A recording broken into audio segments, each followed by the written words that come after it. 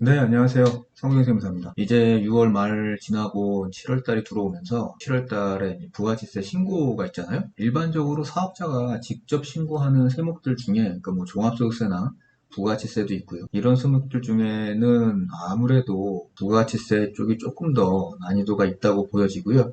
그리고 부가지세는 또 준비해야 되는 것들도 있기 때문에 조금 더 신경을 좀 쓰셔야 되는데, 부가가치세 같은 경우에는 신고를 하실 때 보면 들어가야 되는 자료들이 정리가 돼야 되는데, 뭐 예를 들어서 7월 25일이 이번에 그 확정신고잖아요, 1기. 그러면 확정신고에 들어가야 되는 세금계산서, 매출분 매입, 신용카드도 매출분 매입, 그러니까 이런 자료들이 7월 뭐 15일 근처, 뭐 12일, 13일 빠르면, 그 다음에 늦으면 14일, 15일쯤이 돼야지 홈택스에 자료가 모두 다 들어와 있거든요. 그러다 보니까 25일이 부가가치세 신고 기한이라고 하더라도 15일부터 25일 한 열흘 정도밖에 없고요. 그리고 그 열흘에 신고 준비를 해서 신고를 해야 되는데, 내가 사업을 하면서 매출은 정리가 잘 되는데 매입 같은 경우에는 뭐 공제를 받아야 되는 거, 공제를 받지 말아야 되는 거, 뭐 이런 것들도 구분을 해줘야 되고요. 그리고 내가 사용한 신용카드나 현금 영수증이나 이런 것들이 제대로 다 들어와 있는지 홈택스에 확인도 해봐야 돼. 그리고 어떤 경우에는 사업용 신용카드를 등록하지 않았을 때는 잘못하면 그 신용카드 사용한 거를 껌껌이 한 건 한 건 다 입력을 해줘야 되는 문제도 생기거든요.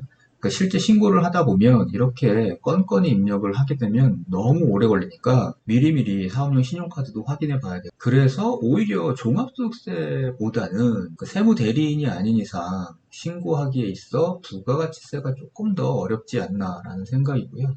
그래서 제가 이번 시간부터 부가가치세 신고 전에 미리 확인해야 되는 사항들, 그리고 미리 준비해야 되는 사항들을 몇 개 좀 나눠가지고요, 영상을 만들어 보려고 하고 있는 거고요. 오늘 첫 번째 시간인데, 매입세 공제냐 불공제냐 요거를 결정하는 문제가 있어요. 일단 그것부터 알아보도록 하겠습니다. 자, 일단 화면부터 보시면요, 이게 그 부가치세 계산하는 구조인데, 부가치세 계산은 일단 매출세액에서 매입세액을 빼서 이제 나머지를 납부하는 거죠. 그래서 매입세액이 많이 높아지면 이제 납부해야 될 세금도 줄어드는 거. 그리고 매입세액이 줄면 납부세액도 많아지는 거겠죠. 일단 매출세액에서 공제하는 매입세액은 이제 이런 것들이죠. 사업자가 자기의 사업을 위해서 사용했거나 사용할 목적으로 공급받은 재화나 용역, 여기에 이제 붙어 있는 부가가치세를 얘기하는 거고요. 그 다음에 이제 그 매입세액을 공제하는 대상을 봤으면 이제 불공제하는 경우를 봐야 되는데, 이게 지금 부가가치세법상에서 보이고 있는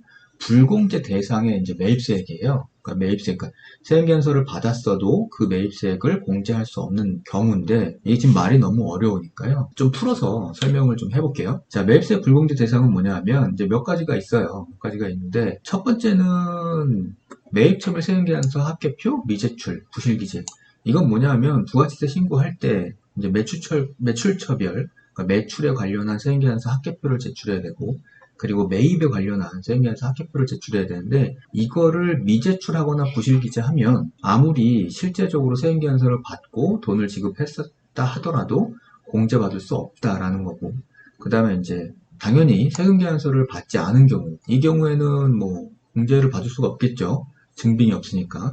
그 다음에 이제 필요적 기재사항, 부실기재 이렇게 되어 있는데, 세금계산서에서 보통 필요적 기재사항이라 그러면 이제 사업자 등록번호, 항호, 그리고 명칭 뭐 이런 것들이고요. 그러니까 이런 것들이 부실기재가 되어 있으면 그 세금계산서 자체를 인정해주지 않는 거니까 불공제하는 게 당연한 거고요. 그 다음에 뭐 앞에서도 살펴봤듯이 사업과 직접 관련이 없는 개인적인 지출, 이런 거는 매입세 불공제 대상이고요. 업무용 승용차 얘기하면서 누차 얘기했지만, 비영업용 소형 승용차, 그러니까 업무용 승용차 같은 경우에는 구입, 임차, 유지와 관련된 모든 지출에 대해서 매입세 불공제를 하는 거고요. 물론 이 경우에도 이제 경차나 9인승 이상이나 화물차 등에서는 매입세 공제를 한다고 저번 영상에 한번 말씀드렸고요. 그 다음에 이제 접대비 관련 비용에 대해서도 매입세 불공제를 합니다. 이거는 뭐 회의비냐, 기밀비냐, 뭐 이런 명칭엔 불구하고 접대성 성격이면 접대비 항목에 들어간다 그러면 매입세 불공제를 해주는 거고요. 근데 이제 여기서 주의할 점은 뭐냐면, 접대비인데 복리후생비랑 헷갈리는 경우들이 있죠. 그러니까 같은 식사,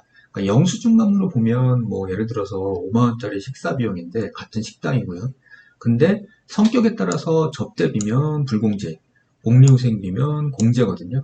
그러니까 그러니까 요 구분을 잘 하셔가지고 실무적으로는 판단을 잘 하셔야 될 것 같고요. 그 다음에 이제 항공, 고속버스, 철도요금 등에 대한 여객 운송업 비용은 매입세액 불공제 대상인데, 여기서 이제 전세버스 같은 경우에는 대상이 되고요. 공제 대상이. 출장을 갔을 때 이런 운송요금 말고 숙박비는 이제 불공제 대상이 아니라는 거 기억하셔야 될 것 같고, 그 다음에 이제 사업자 등록을 내지도 않았는데 그 전에 지출한 비용에 대해서는 매입세액을 불공제할 수밖에 없는데, 단 사업자 등록 전 20일 이내 지출한 거는 공제가 가능하다. 그리고 이제 면세 사업자나 간이가세자한테서 받은 재화나 용역에 대한 공급은 매입세액 불공제 대상이고요. 그리고 해외에서의 사용은 당연하게 매입세액을 불공제하겠죠. 그리고 이거 수입하고는 다릅니다. 수입할 때는 수입세액에서 끊기는데 그거는 매입세액 공제가 대상이 되는 거고, 오로지 해외에서 그냥 전적으로 해외에서만 다 사용한 거, 이런 거는 매입세 불공제가 된다는 거고요. 그 다음에 다음은 뭐냐면 과세 면세 사업자의 면세 사업에 차용한 지출. 이건 뭐냐면 사업자가 일반 과세 사업자가 있고 면세 사업자가 있는데 이 두 개를 같이 겸업하는 사업자가 있어요. 그러면 매출 중에 이만큼은 과세 매출이고 이만큼은 면세 매출로 구분이 되는데, 문제는 뭐냐면 비용이나 어떤 비품이나 어떤 자산을 구입했을 때 이게 같은 회사에서 사용하는 과세 사업에도 사용되고 그리고 면세 사업에도 사용된단 말이에요. 이렇게 됐을 경우에 면세 사업에 사용하는 거에 대해서는 매입세액을 공제를 못 해준다는 거죠. 왜냐하면 면세 사업 같은 경우에는 부가지세 자체가 없기 때문에 공제할 세금이 없는 거죠. 이걸 주의하셔야 되는 게, 면세 사업에 사용한 지출, 그러니까 면세 사업을 위해서 사용한 비용인데 이거를 그냥 과세 사업을 위해서 사용했다 이러고서는 과세사업자에 넣어가지고 환급을 받으시는 경우가 있는데, 과세하고 면세를 동시에 운영하시는 사업자 같은 경우에는 이 구분을 되게 중요하게 생각을 하셔서 운영을 하셔야 돼요. 그 다음에 기타 뭐 인건비 등은 당연하게 세액연서가 없기 때문에 매입세 불공제 대상인 거고요. 자, 이제 좀 상세하게 조금 예를 들어서 좀 봐볼게요. 어려울 수 있으니까. 사업을 하다 보면 식당에서 지출되는 식사비가 나가잖아요. 그러니까 뭐 회식도 그렇고 그다음에 뭐 점심 비용도 그렇고 뭐 이렇게 되는데, 이렇게 식대가 나갔을 때 이 같은 식대라고 하더라도 직원들 식대라 그러면 복리후생비니까 매입세 공제 대상이 되는 거고요. 그 다음에 같은 식대라 해도 접대 목적이다 그러면 아까 말씀드렸다시피 매입세 불공제 대상이 되는 거고, 그 다음에 이제 개인 사업자가 대표님이 식사하시는 건 여기서 들어가면 안 되는 거고요. 그 다음에 이제 다른 비용도 있죠. 관리비, 전기 요금, 가스 요금, 수도 요금, 전화, 휴대폰, 인터넷 뭐 이런 것들이 쭉 있는데, 물론 내 사업자 등록증을 보내고 다 세액연서 발급 요청을 하시는 게 좋아요. 뭐 증빙에도 좋고 그 다음에 이 매입세 공제 받는 거에도 편리하고요. 근데 이제 여기서 보시면 다들 부가지세가 있으면 공제를 받는 게 당연한 건데, 여기 지금 수도 같은 경우에는 이게 면세 품목이거든요. 따라서 이 수도 요금에는 부가지세가 붙어 있지 않아요. 이제 그러다 보니까 매입세 공제할 것도 없고, 그래서 이제 불공제 대상이 되는 거고요. 그러니까 요것도 주의하셔가지고 하나하나 짚어보셔야 되는 거고요. 그 다음에 이제 또 헷갈리는 건 뭐냐면, 같은 비용인데 이게 접대비냐, 광고 선접이냐, 복리후생비냐 이런 것들이 있어요. 그러니까 경품이나 뭐 선물이나 이런 것들을 구입해가지고 불특정 다수인한테 우리 회사를 홍보하기 위해서 뿌리게 되면 그건 이제 광고 선전비가 되는 거죠. 근데 이제 같은 품목을 가지고 직원들한테 복리 목적으로 나눠주게 되면 복리후생비, 그리고 거래처한테 같은 품목을 주게 되면 그건 이제 접대비가 되는 거고요. 그러니까 이 경우에는 광고 선전비하고 복리후생비는 매입세 공제가 되는 거고, 접대비는 매입세 불공제가 되는 거고요. 아까도 말씀드렸다시피 뭐 항공이나 철도요금, 그 다음에 뭐 고속버스나 택시요금에 대해서는 매입세 불공제 대상인데 전세버스는 공제가 가능한 경우가 있다라는 거. 그 다음에 이제 뭐 회식이 끝나고 혹은 뭐 한 달에 한 번, 뭐 6개월에 한 번 이렇게 조직문화 활동을 하는 회사들이 있거든요.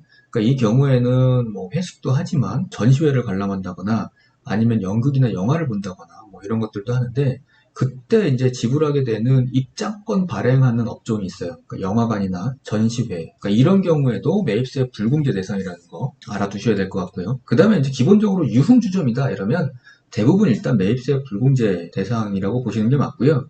그리고 홈택스에서 사업용 신용카드 사용 내역을 보더라도 유흥주점 같은 경우에는 일단 불공제로 떠 있어요. 그러니까 그게 이제 특수한 경우, 그러니까 우리가 뭐 회식을 했어요. 그래서 복리후생비로 기록을 해야 되는데 그게 이제 유흥주점에서 사용했다 이러면 뭐 어쩔 수 없이 매입세 공제 대상이 되는 건데, 일반적으로 유흥주점이라 그러면 매입세 불공제 대상으로 보는 게 맞죠. 그 다음에 이제 뭐 회식이 끝나고 그러니까 직원들 이제 단합대로 실내 골프장을 갔다. 그러니까 이런 거는 매입세 공제 대상이 맞아요. 매입세 공제 대상이 맞는데 거래처 사람과 같이 접대 목적으로 갔다. 이런 경우에는 매입세 공제를 하면 안 되는 거고요. 자, 이렇게 해가지고 부가치세 신고하기 전에 부가치세 매입세에 대해서 공제하는 대상, 그리고 불공제하는 대상에 대해서 좀 알아봤고요. 이 매입세 불공제 대상 정도는 기억을 하고 계셔야 나중에 부가치세 신고를 하실 때 혼란이 없거든요. 그리고 부가치세 신고 전에 두 번째로 확인해야 될 사항들에 대해서도 알아보도록 하겠습니다. 자, 감사합니다.